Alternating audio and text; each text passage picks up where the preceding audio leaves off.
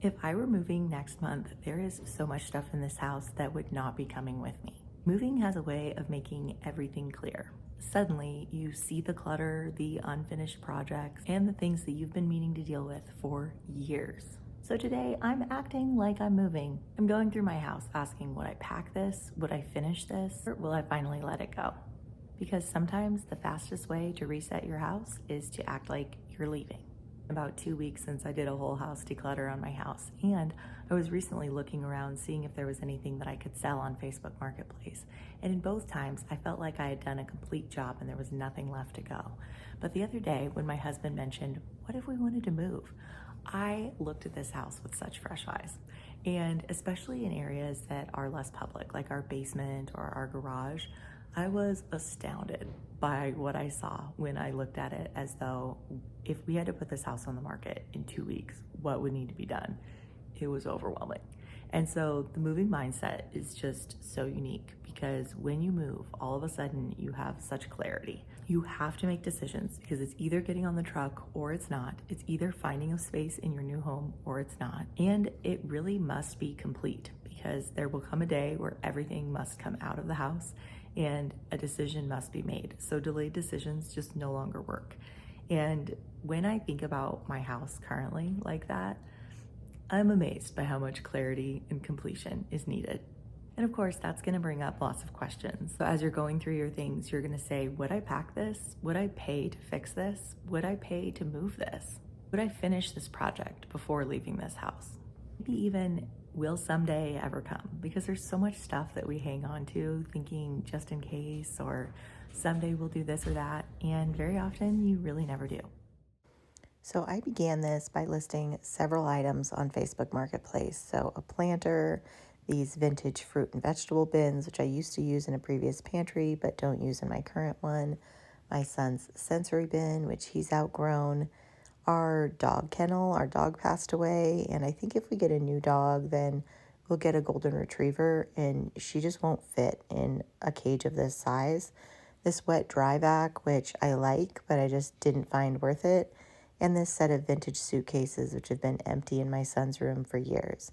Then I moved down to our basement, and oh my gosh, there was so much stuff down there. And, this stuff is just really easy to ignore when you're doing your quarterly declutter, because it just feels like furniture. It's been there for so long. But when I thought about, if I was putting this into a box, would I do that? Or would I get rid of it so that it didn't have to go into a box? And that was kind of my litmus test for what we were keeping and what we weren't. And I was just amazed at how even just 2 weeks later, this stuff looked different to me when I used that as my question. This rug is something I used to use seasonally in my home during the Christmas season, and I still like it, but I haven't used it. So I think that it's obviously time for it to go, and no reason to hang on to it just in case. I found so many donations down here, some toys that my son no longer plays with, duplicate items that we just don't need more than one of. And I also added some dog stuff that I had hung on to, thinking we might get a dog more immediately. Since we don't have imminent plans to get a dog, I think we'll just pick up that stuff when it comes time to do it. And also toys that my son has outgrown. I also put things in here that didn't end up selling on Marketplace, like those produce bins. I'm sure someone will enjoy the vintage find at a thrift store.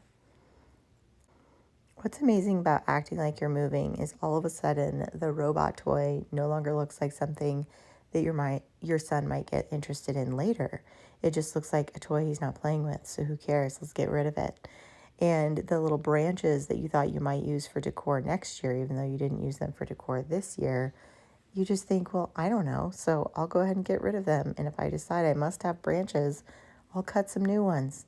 So I think that it just gives so much clarity to, why are you keeping it? Like, do you have eminent plans to use it? Or do you just keep it because you have the space? And I think basements and garages are especially just prone to being a no man's land with that sort of thing.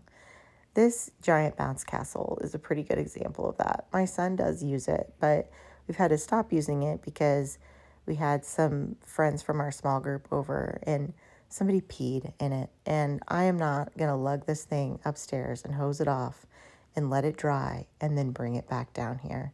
Like, gross, you know, and who knows where that all went. So I just went ahead and wrapped the whole thing up. I had to lay on it a couple of times in order to get all the air kind of compressed out of it. I think I have talked about taking this bounce castle down and taking it upstairs and throwing it away for almost a year now.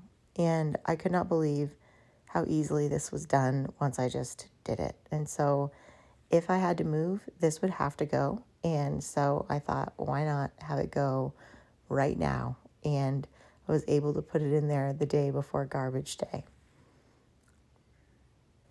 My husband is like a box collector and always keeps the original boxes from things, but this accumulation had added up too fast. So I went ahead and got rid of these because we most certainly would not move these if we were putting these on a moving truck. And then I was able to use this box for all of my basement donations, which was super nice.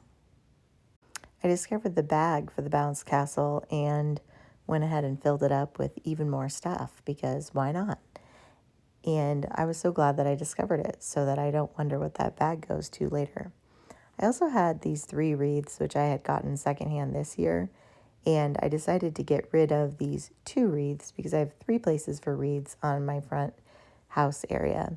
I also have all of this garland, which is nice garland, but I haven't used it, and this insulation, which we haven't used. This is a light that my husband's grandma gave us, and my husband would like to put it up.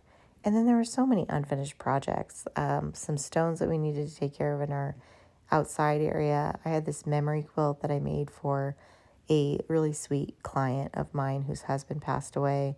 I made it out of his old clothes, and I just needed to put a binding on it and get it back to her. So I went ahead and took care of that. And doing those kinds of projects, like that counts as decluttering because it still gets it done and gets it out of your house. So I could just spend a couple of hours getting this to a place where it was ready to give back to her. And, you know, she's going to be thrilled to have it, and I'm going to be thrilled to have it out of my house. I also went through my son's cabinet and his closet, and it was amazing when I thought through, would I pack this? How much stuff just needed to go? He's not using it now. He may not use it in the future. So it was time to go ahead and let it go. I made so much progress, filled up my car 2 times, and I am so pleased with the results. Nothing dramatic happened today. I didn't empty out my whole house, but thinking like I was moving really made it so much easier to see that some things didn't belong here anymore.